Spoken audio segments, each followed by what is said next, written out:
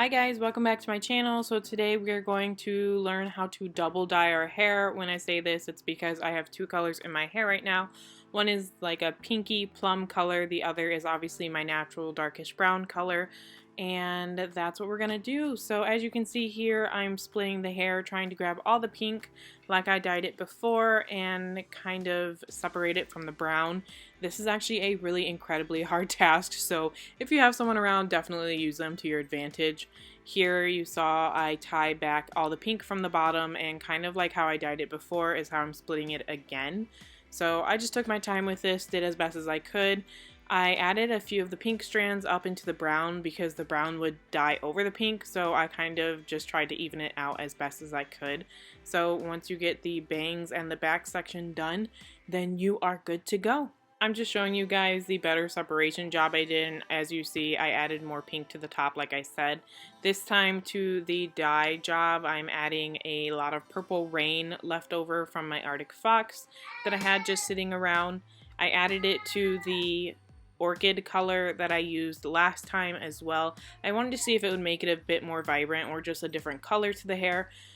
And here I'm doing my best job just trying to add it back in, and this was also quite difficult. So if you guys are planning on re-dyeing your hair like this, just try as best as you can.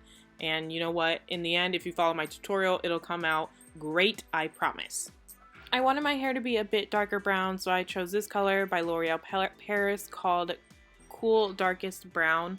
I didn't want to do jet black just because I had a lot of problems in the past where the jet black dye actually just bled into the color and ruined a lot of it, so I chose the darkest brown that I could.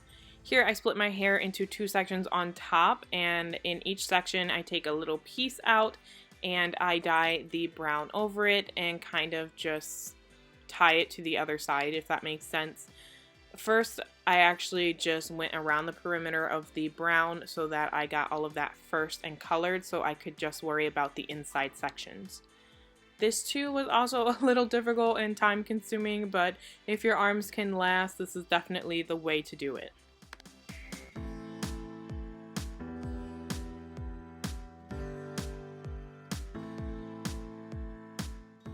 I did one side the same as I did the other. Once I completed both, I just tied them up into both little buns.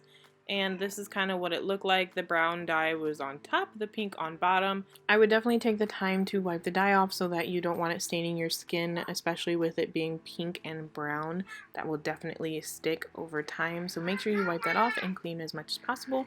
And eat snacks in between because you can get really hungry like I did.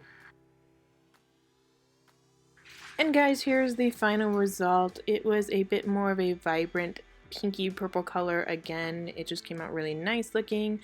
I love the way that the brown turned out. It was a lot darker and a lot nicer. It contrasted very nicely with the pink, so I was extremely happy with these results. When I rinsed, I actually turned my head upside down, rinsed the brown out first, and then as it got lighter over time, then I took the pink out and rinsed that upside down as well so that the pink would bleed into the brown. That's the best way to do it, and I will see you guys next time. Bye!